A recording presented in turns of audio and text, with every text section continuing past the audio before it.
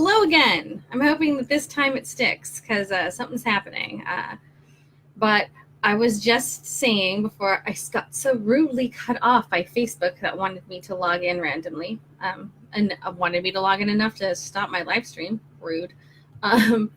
That anxiety and depression make practicing, like having a craft path, challenging sometimes. And it's really important because, like I was saying, the craft can look different through the lens of mental illnesses or other illnesses. So I've been around. I have been doing the things and being a witch and being on the internet. And I've heard a lot of people say a lot of different things about your practice and medication. I've heard people say you shouldn't do magic if you're on medication. And I've heard you shouldn't do magic if you're not on medication. And I've heard you shouldn't do ritual if you have depression. You shouldn't do ritual because if you have anxiety, because your energy is going to attract something. I don't know what they think it's going to attract, but it's going to attract things that you don't want in your circle, I guess. I don't really know. So I feel like I have heard like a lot of things from a lot of different people. And some stuff is kind of true, and I'm going to address that tonight. And then some stuff is going to be bullshit. Like your anxiety is going to trigger the world's worst spirits to come into your circle or something. I swear to God. I feel like sometimes people think they know it all, and even if they don't, they just have to make up some bullshit so it sounds like they know it all. Your anxiety is not going to bring demons into your circle. I have heard some shit. Just saying. Okay. So I'm going to talk a little bit about self-care on this path and how it looks a little bit different when you have anxiety or depression. So I want to start with talking about some challenges that we might have. And when I say we, I mean me and you, if you have depression and or anxiety. And if you don't and you're watching this, then that's even more amazing because it's going to help you kind of understand where those who have mental illness are coming from while they're trying to tread their craft path. So let's start talking about some of the challenges that we might have and like how we can like mitigate those challenges. So one challenge is with meditation. So if you have anxiety and you're trying to do like the silent meditation, and you're not on medication, your medication doesn't like erase your anxiety, so your world is amazing. But if you are struggling with your anxiety while doing meditation, there are a couple different things that you can do. Now, first of all, there are several different types of meditation that you can work on. It isn't all silent meditation. You know, the kind where you start with your breath and then you like focus on nothing, which it's amazing. That is great meditation. And I fully believe that everybody can do it. I know a lot of people say, I can't do it. But it's fucking hard. So like, but I know that like I fought through some stuff to like get to that point where I can do it. So if I can do it, you can do it. But if you're having problems, like if you can't concentrate, like if your mind is going a mile a minute and no matter what you're doing, you can't shut it off, and you don't want to take like a medicine, like some of us have medicines that we take when we get anxious, right? So there are a couple things that you could do. One is just always come back to your breath because you are doing something. When I say coming back to your breath, one practice that I like to do is I call it like my 3-4 breath, 4-3-4 breath. But it's super easy. You inhale for 4 seconds and you count it in your head. You're not just like guessing. So part of it is that you're concentrating on those numbers. Like you would inhale 2, 3, 4, and you hold your breath for 3 seconds, and then you exhale for 4 seconds, and then you wait, and then you pause just for a second, and then you repeat this.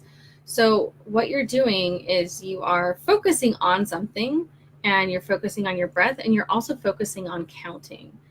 And just doing that can really help you. And it's a way of meditation, because all you're doing, you're counting up and you're counting back, and you're counting up and you're counting back. If you wanted to add another element to that, you could visualize the numbers as you're counting. That would help you in your visualization practice, because again, some of us have some challenges with visualization as well, especially when our mind gets so busy. It's kind of hard to put a picture in our brain when our brain wants to think about all the other things. And this kind of goes for people with like ADD or ADHD. Again, I don't have those, so I can't really speak to them, but it helps you kind of focus your attention in a way that is concrete. It's not just imagine a black space in front of you forever, just the void. And, and that's not always easy, especially for people like me who have some challenges there. Okay. Another way to kind of mitigate that a little bit is to find a different type of meditation. So there's movement meditation, there's like trance meditation, there's chanting meditation. And movement meditation is super easy because it's not even, you don't have to even leave your house. You can vacuum, you could just, anything that is moving and repetitive can put you into a meditative state. So if that's something that might help you, it's going to help you like with your focus for anxiety. Hi, Jessie.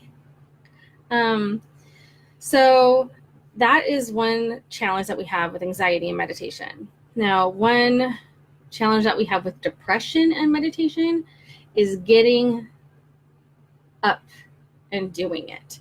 So when I talk about depression, a lot of people who don't have depression think that depression is like, I'm super sad and that's my life now. Like in a like capsule, like I'm super sad. That's my life. That's what depression is. And depression is so much more than that. It is not being able to get out of bed. It is going from 1 to 10 on an anger scale like this. Like a lot of people don't understand that anger is like a huge symptom of meditation. Just kidding.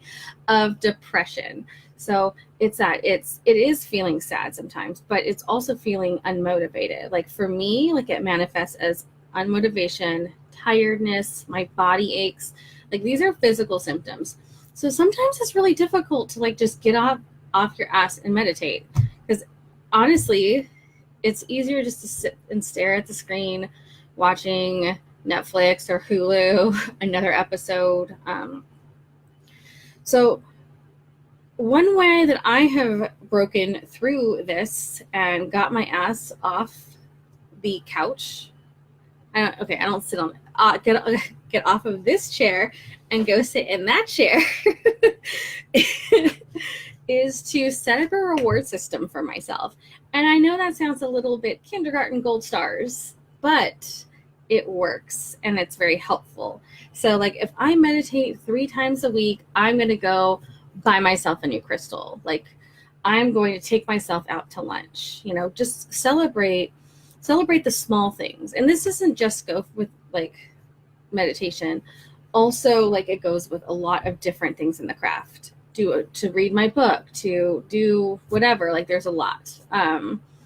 So that reward system can really help you if you have depression, because you might want something, but another thing about depression is sometimes you feel like you haven't earned it or you haven't worked for it, which is bullshit, because you are a human being doing the best you can and you're enough just as you are. But it's amazing to celebrate all of these little victories, and it is a victory. And sometimes just getting out of bed is a fucking victory, So like, hey, I went to work today, even though I want to curl up in a ball. So I'm really big on, you should celebrate yourself and treat yourself and set up a reward system for yourself to get yourself in the cycle of doing whatever you want to do. Like, for example, this is meditation. Meditate 3 days and reward yourself. Because once you do that, if you do that for several weeks, you'll find yourself, I know we talked about it a little bit last week, but you'll find yourself building up that momentum, right? So, and that momentum will help you create good habits. So, and meditation will probably help you with your depression, but sometimes it's just hard to get that spark going. So sometimes that reward system can be really helpful. And celebrate everything, because it ain't easy. Okay, so those are a couple challenges for meditation. I want to talk about celebratory ritual. So I usually talk about two different types of ritual. One is celebratory ritual, which is usually done on Sabbats. So I'm talking like equinoxes and solstices, and Yule and Samhain and Imbolc and whatever, a celebratory ritual. And at celebratory rituals, because the way I teach it, Sabbats are celebratory and Esbats and whatever other rituals are working rituals where you're raising all those energies. And we're going to talk about that in a second. But regarding celebratory ritual, even if you're not raising energy, there are some challenges that we have. So for those of us who have depression and anxiety, one thing is actually making the thing happen. I a lot of times have this amazing idea of what I want to do. Like I'm having a good day, right? And I'm going to do all these things for Samhain, but I might not have good days as I get closer to Samhain. So for those of us who have depression and anxiety, when we have all of these amazing ideas, all the things that we want to do, that's time to plan. It's time to plan that celebratory ritual. When you're feeling inspired, when you're feeling that energetic, energy, for lack of a better term, that's when you start to make your plans. Okay. And I'm going to talk about this in a little. I'm going to talk about staying accountable to your plans in a minute. But that's when it's time to create the plan, because that will go away. I think I talked about, I think it was last week, that 5-second rule where, if you don't do something in the next 5 seconds, it'll be gone and you'll forget about it and you'll move on to the next thing. So when you start feeling excited, just grab a piece of paper and just start writing. Do a brain dump. Write down all the things that you want to write.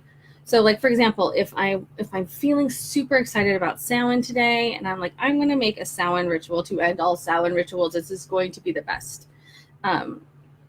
Then I can take a piece of paper, I can write down all of the ideas I have, all the feelings I have about it, what words describe it, serious, powerful, ancestors, along with what ideas you might want to do. Write a letter to an ancestor, do a crossing the veil meditation, whatever you're feeling. When you get on Pinterest and you start to see all the cool things that you want to do, write that all down and leave that in front of your face. Don't put it away somewhere. Put that on your desk next to your computer, or put that in a place where you're going to see it, because you got pumped up for that. That lit you up. So put it in a place where it will remind you of that feeling of being lit up, and that's going to create that motivation to move forward. Another challenge is doing it on the planned day. So you say you plan a whole thing, but you're I'm having a bad day on the day that you are planning on performing or executing your celebratory ritual, your Sabbat. Plan it for, here are two things you could do. You can plan it for a good day. And what I say about that, hi, Julie. What I mean by planning it on a good day is if you know that you're going to be feeling crummy, don't plan on a crummy day, plan it on a better day. So if your emotions are tied to your period cycle, take a, look at that. Plan it.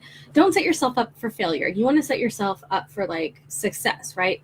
So don't plan it on a day where you're going to be cranky, or you're going to feel shitty, or some of us feel depressed in our ovulation cycle, or we're feeling creative and great during our follicular cycle. So if you take a look at your cycle, if you're a cycle tracker, and you can track your emotions with that as well, and it's going to help you Figure out when your good and bad days are based upon your hormones. That's not going to be doesn't mean it's going to be the same every month, but it is a place to start. If you know you're going to be stressed out, if you have, like, let's say, like, I get stressed out if I over commit on a day. So I've made a commitment, a boundary for myself that I'm only going to commit to one social thing per day, like in-person social thing. So don't plan it if you are going to be wiped out because you had to go to somebody's birthday party. Just kind of be mindful of where you're at and how you're going to feel, and plan it for that day. Do it on a good day. So again, we're talking about depression and finding motivation. The same thing comes here. If you can't find motivation to create a ritual and you don't want to like look in a book, you can go on Pinterest. There are places that might spark something in you. So it's just important you just get those places in front of your face. So if you go on Pinterest and you type in Samhain or Google themes of Samhain, and it comes up like some ideas for Samhain, you might be like, oh, that sounds good.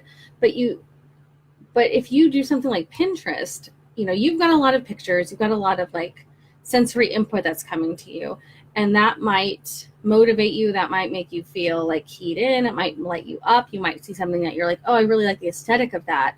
Is that a pumpkin? That's a weird pumpkin. What kind of pumpkin is that? And then you look at the other pumpkins, and then sooner or later you're like, I'm going to carve a pumpkin as an apotropaic symbol, so do not be afraid to go down the rabbit hole of Samhain, because it can help you find your motivation. And when you're learning, I know sometimes if you have anxiety, again, it's hard to focus. So it's what I like to do when I'm trying to figure out like my learning, I guess, and my motivation when it comes to me and anxiety, is I know what times of the day are best for me. I am really good from 10 to like 3 o'clock. I am super focused. Before 10, my anxiety kicks in. After 2 or 3, after like 3 o'clock, like it's hard for me to like get my brain turns kind of mushy. So think about like what times of the day that you are best, like you are at your very best, and schedule like a day. Say Tuesday morning, I'm going to research my Samhain ritual. I'm just going to put that down in my calendar. I'm going to research it. So I suggest, if you have never tried to do this, maybe try doing a mood tracker where you can do it by day, or you could do it by hour. Even if you are not, I know we're talking about depression and anxiety, and sometimes it's hard for us to get and do something like a tracker. Like, I'm going to track all the things, unless you're, I don't know, crazy Virgo person like myself. But then you'll be able to like see where you're feeling good, like what are good parts of the day for you, and what are good parts of the month for you, and how that kind of can be influenced by your cycle or by the moons. Full moons usually wipe me out. New moons, I am creative as fuck. Like that's my personal cycle.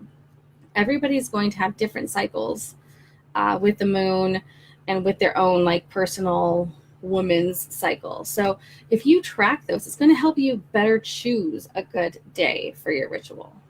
Okay? Any questions? And if you have any questions, or you have anything that you want me to address, like just put it in the comment section and I'll address it. Okay. Let's talk about working ritual. So when we're talking about a working ritual, I'm talking about a ritual where you're raising energy, you're creating magic, you're taking your energy and you are using it, maybe some catalysts like crystals or herbs, and you are putting something out into the universe to enact a change on the physical plane, usually on the physical plane of some sort. So there are two lenses to look at this through. So we've got the lens of anxiety, and one of the challenges we have with that, the lack of ability to focus. So when we're doing actual magic and our brain is racing, it's hard to focus. So one of the things I suggest to do is plan it for a good day.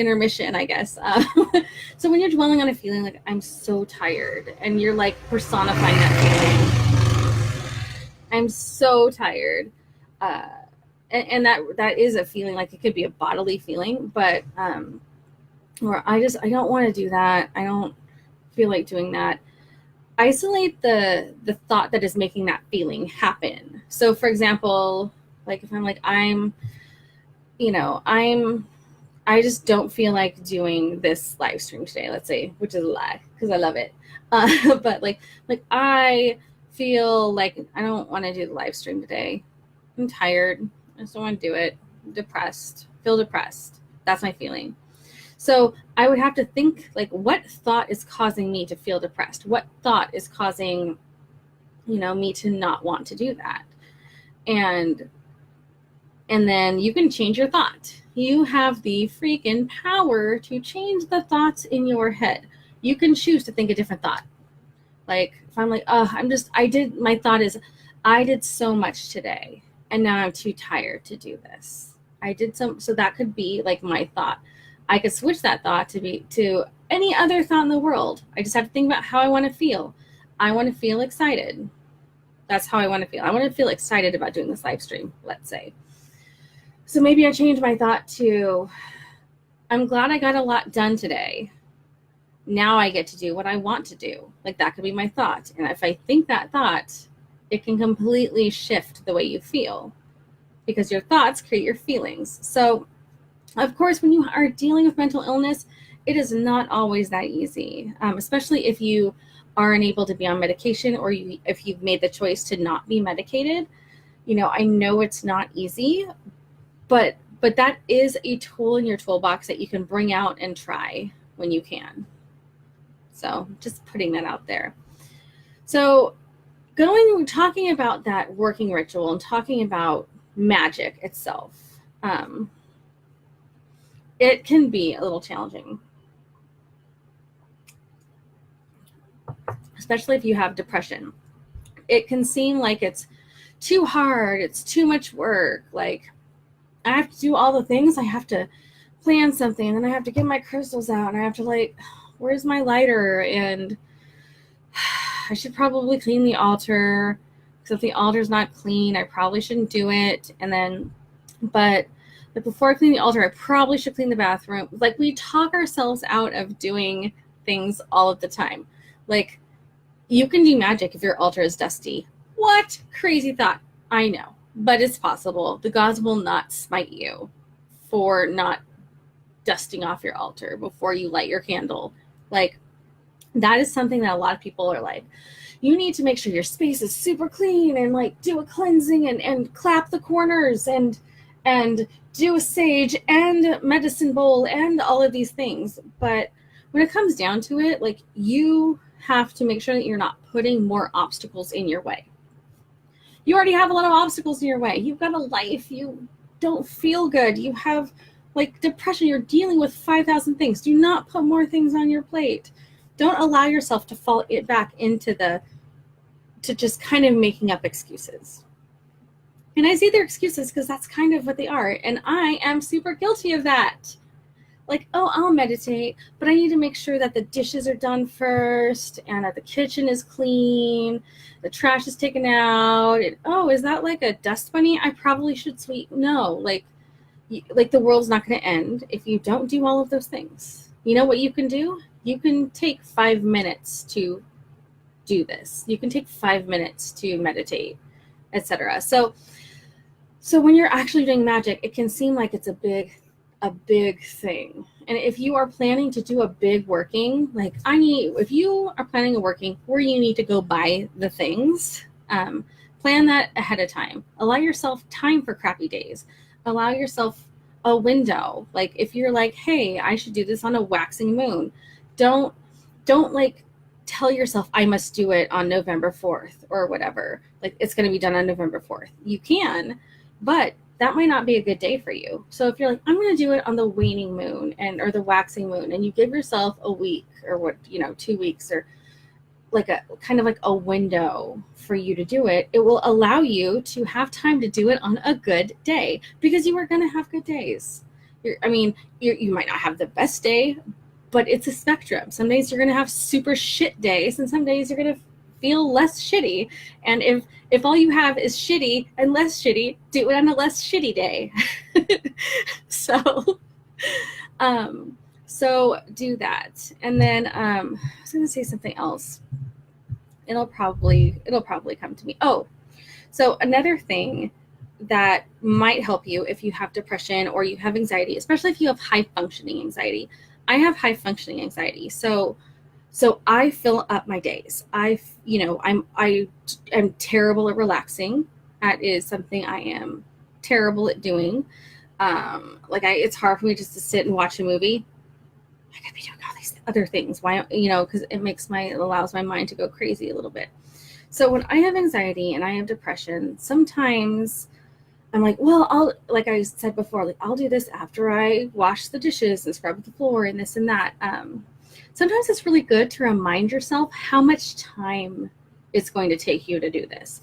Because I need to meditate tonight. Oh, that sounds like it's a thing. It's going to be a thing, like with a capital T thing, right? But it doesn't have to be a capital T thing. You can just tell yourself, I'm going to take 10 minutes to myself, or I'm going to take 5 minutes to myself. Especially if you have kids, it's rough. I'm sure to find 5 or 10 minutes, right? But sometimes we can make things huge in our mind, and then we get feeling like we can't do it. It's just too hard. It's just going to be too hard. I get that a lot, right? It's going to be too hard. But if you just think about it for how long you're going to be doing it, it makes it less difficult. It makes it less of a thing. So I'm going to take 5 minutes. 5 minutes is like a commercial break almost, right? You can take 5 minutes. 5 minutes. Sit 5 minutes and meditate.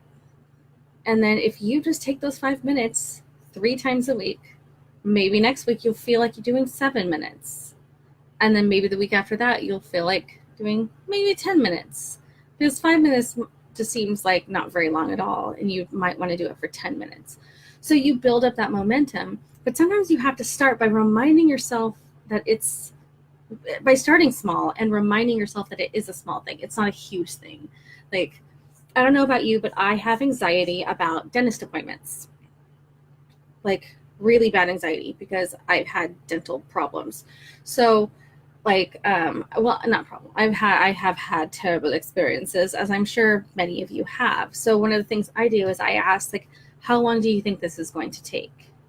So if they say it's going to be 45 minutes, or if it's going to be an hour, I can remind myself it's only 45 minutes. After 45 minutes, it will be over. You will be done, and you can move on to the next thing. That isn't so scary.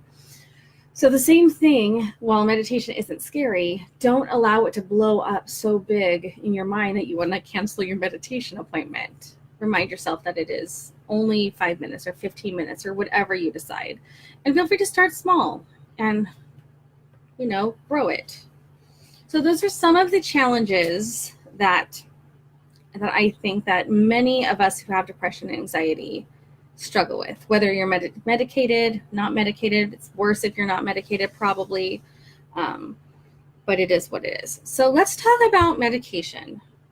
So I said in the beginning, I know all y'all might not have been on here in the beginning, but I said that I mentioned how people say if you're on medication, you shouldn't do magic. If you're on medication, or if you're not on medication, you shouldn't do magic. If you're on medication, you shouldn't be doing ritual. Those people, and I say this from a kind place, can go fuck themselves, because you wouldn't say that to somebody who has to take heart medication. You wouldn't say that to somebody who has to take, medication to live. You wouldn't say that to somebody who has arthritis. You wouldn't say, so you're saying that to somebody whose brain is kind of broken because you think they shouldn't be doing magic. It's not on them to decide whether magic is right for you, right? Whether you have medication or not medication. I cuss like a sailor. I cuss like a sailor. Obviously, I need more wine. Just kidding. A sailor. Is that like a failed sailor? A sailor. I'm taking care of the wine problem right now. Okay. So when you are medicated, I'm going to tell you about some challenges that are true. Okay. So when you are medicated, especially if you have depression, that's my main, like I have depression, anxiety, but my main thing is depression. So one thing that antidepressants will do is they will dull your emotions. So it gets a little bit more difficult to be super excited. It gets a little bit more difficult to be like everything is the worst thing that's ever happened. And that's for a reason. It's doing its job. Like it's keeping you alive. It's it dulls some of your emotions. Now, the challenge that comes with that is that a lot of magic, a lot of the spiritual path that we are all treading in one way or another, a lot of the witchcraft path is based on emotion and is based on feeling. So I feel like we can sometimes be challenged by like feeling a little disconnected from our deity, or it's harder to raise energy.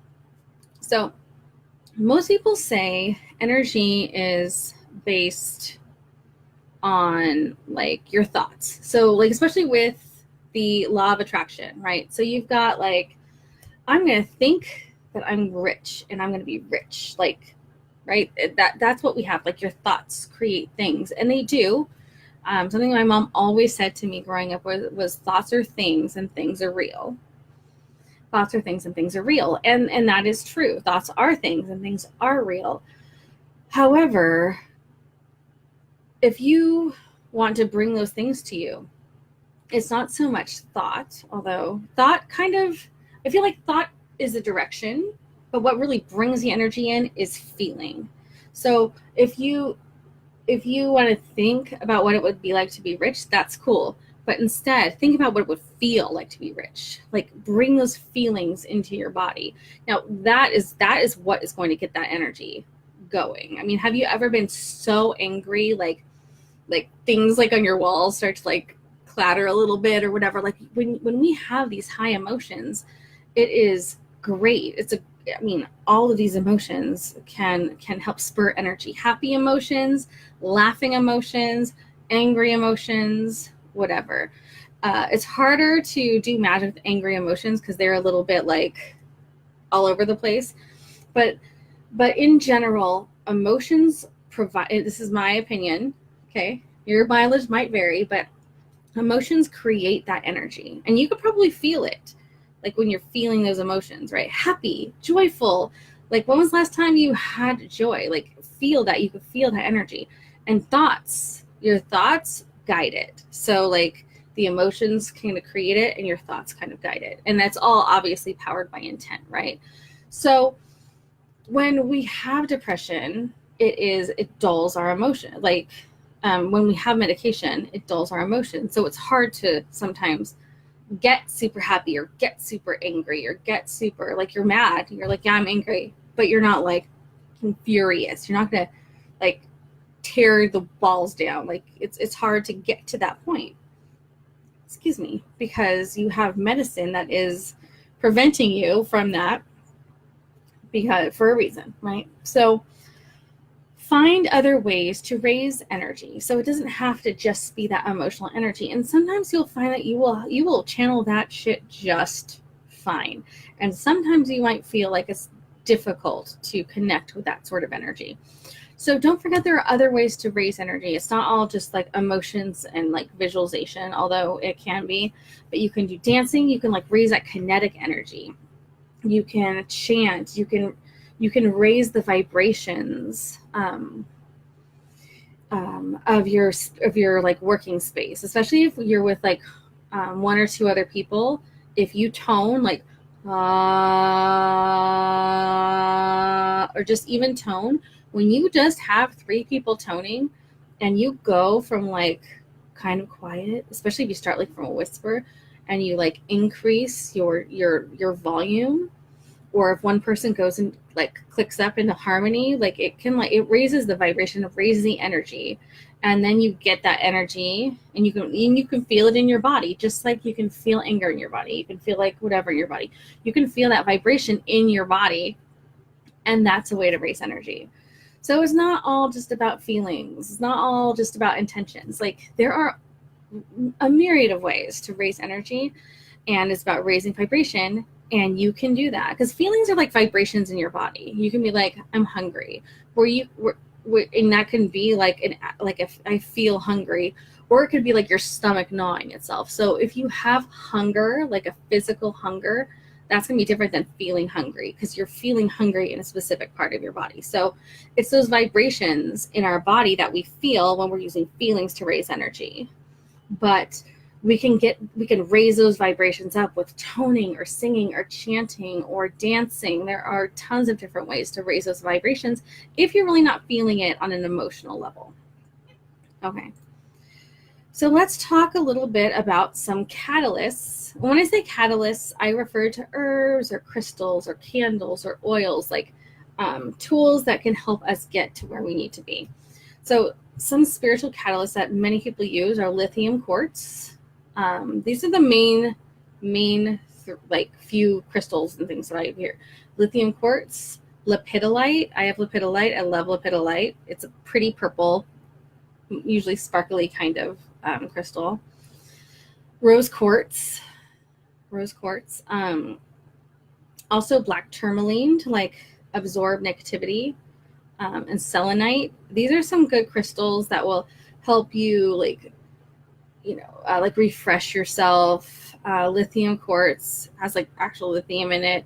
Lepidolite, it's really good for anxiety and depression. Calcite, like I like blue calcite, instills peace if you have anxiety. And there are tons of things, but those are my like go-tos. When people ask me, that's what I suggest. I'm just making sure that I don't have more comments. Again, if you have any questions or you have anything you want me to address, you can put it in the comment thing below. If you're watching this on the replay, you can type replay, and then I should be notified if you have anything that you want to talk about. And then let's talk about what self-care looks like through a depression or anxiety lens.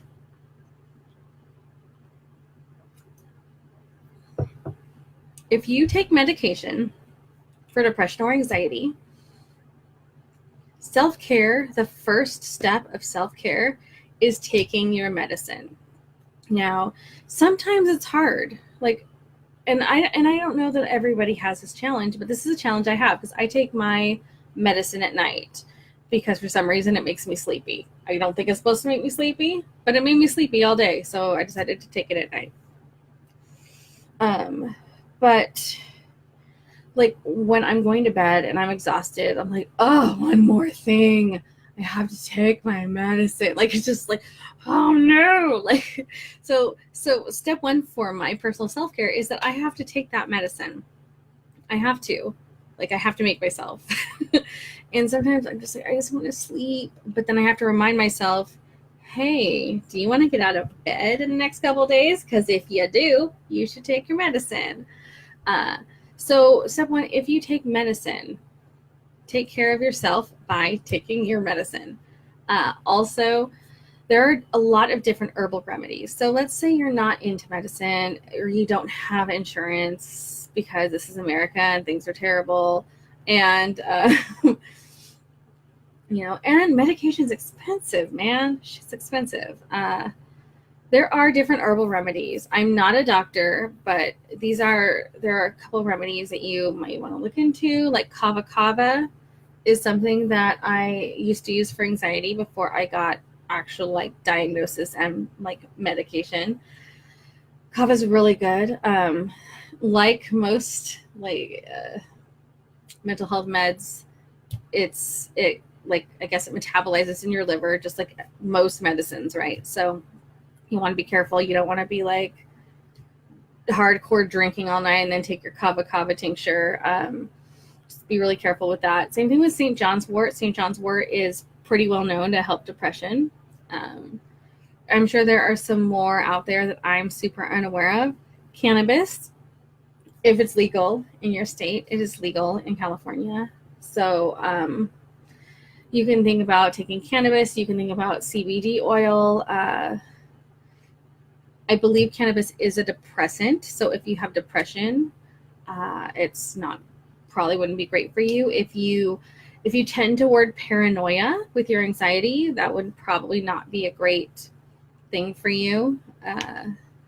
I'm used to weird things happening. So if I take some cannabis and I hear things in the white noise or see a weird thing out of the corner of my eye, like it's no big to me because I already do those things. Like I have like a lot of spirit stuff that happens to me.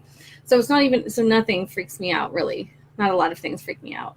There are probably things that freak me out, but if you scare easy or you're just paranoid or any of that, I would advise you to kind of stay away from cannabis. But there is also, and when I'm saying cannabis, I'm talking about like THC. Like there are THC tinctures. There are I mean, obviously you can smoke pot or vape.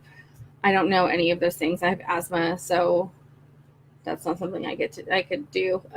But so I'm talking about THC, and there's also CBD oils. There's CBD tinctures. There are CBD like strains that are created for specific things even. So I don't know too much about CBD. I know a little bit about it.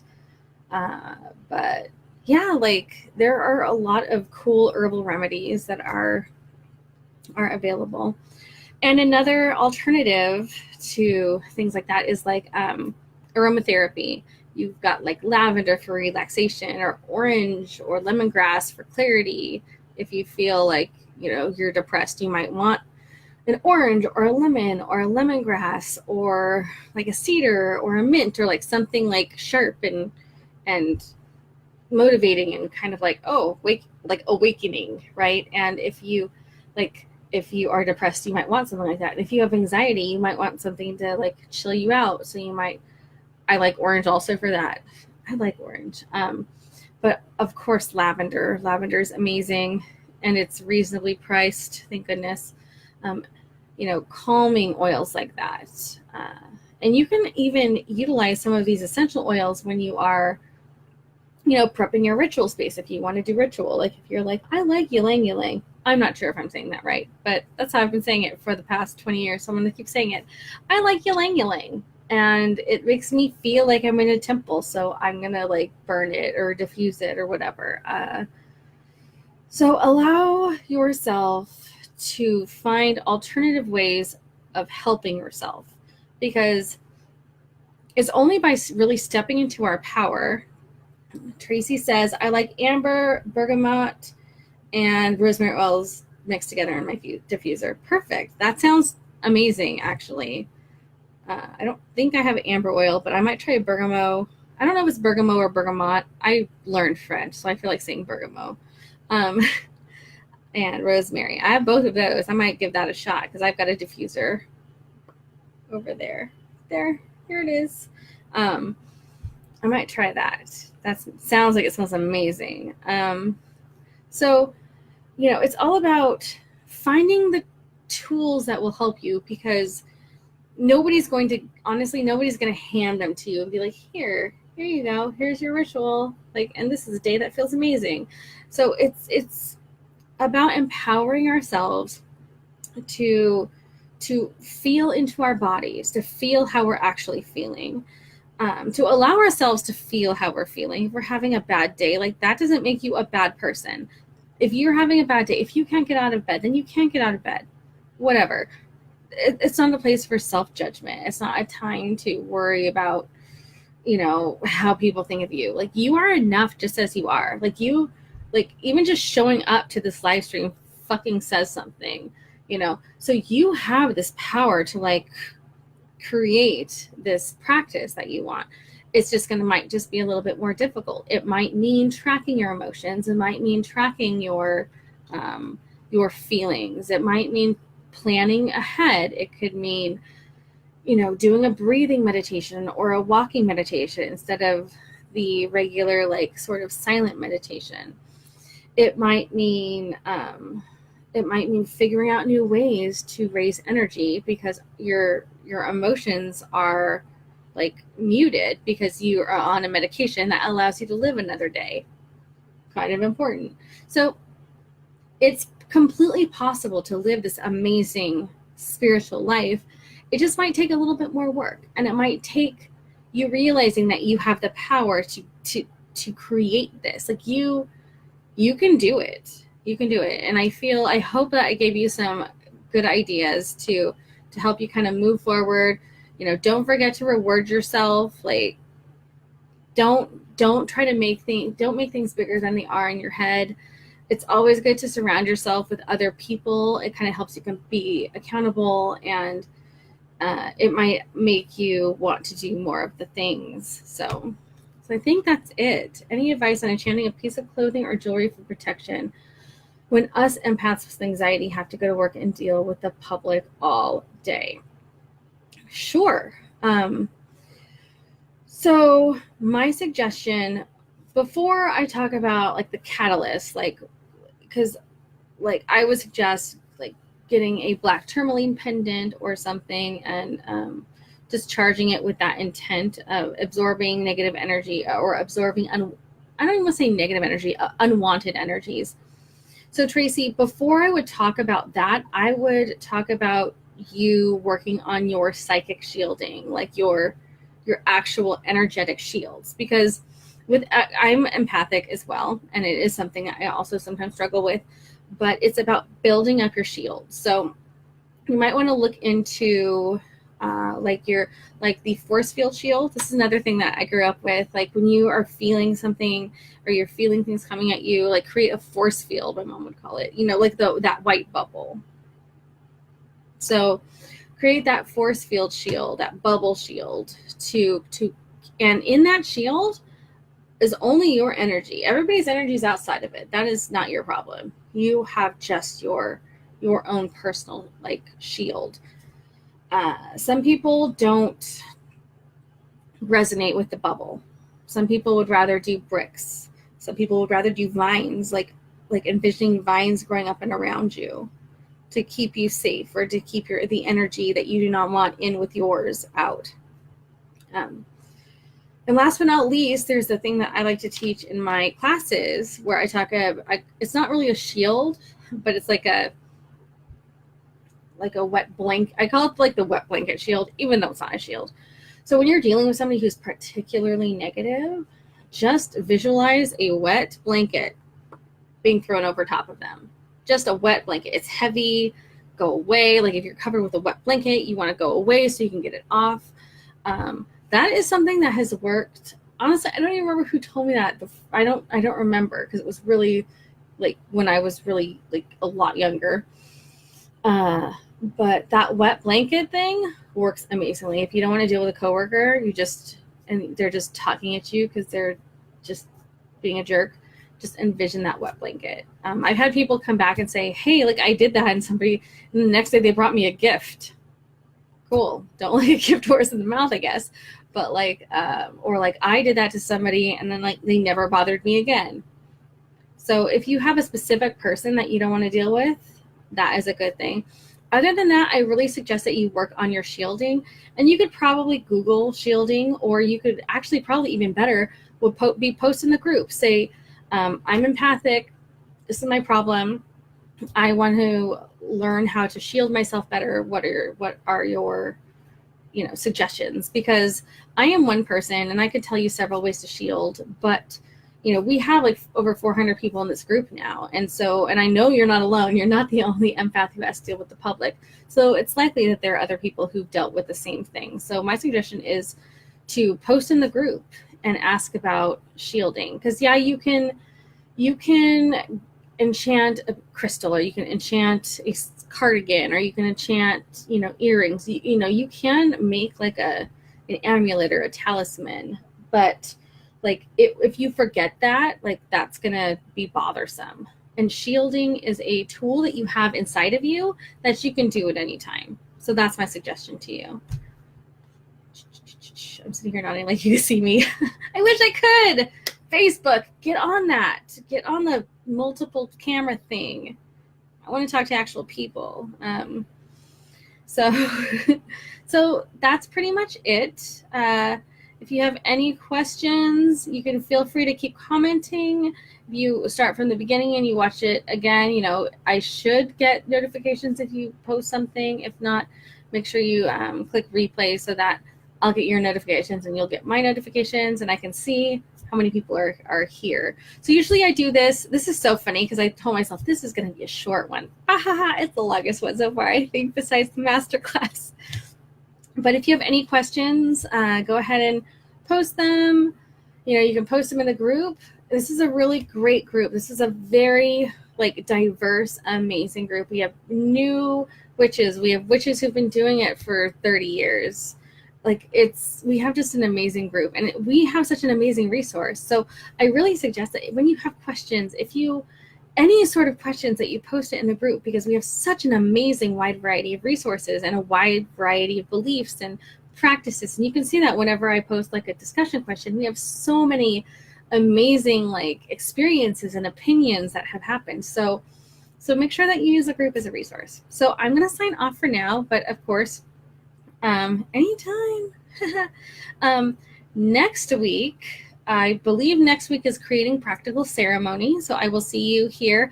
I'm probably going to bump it back up to 7 like I did tonight, because I feel that allows for more people to kind of come on. I am in the Pacific time zone, and I think there are a lot of people here from my area, because when I started, I started pulling in people that I actually know.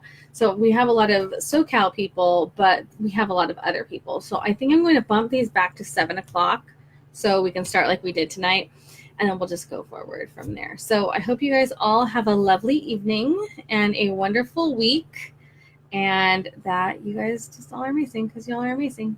I'll talk to you guys later. Bye.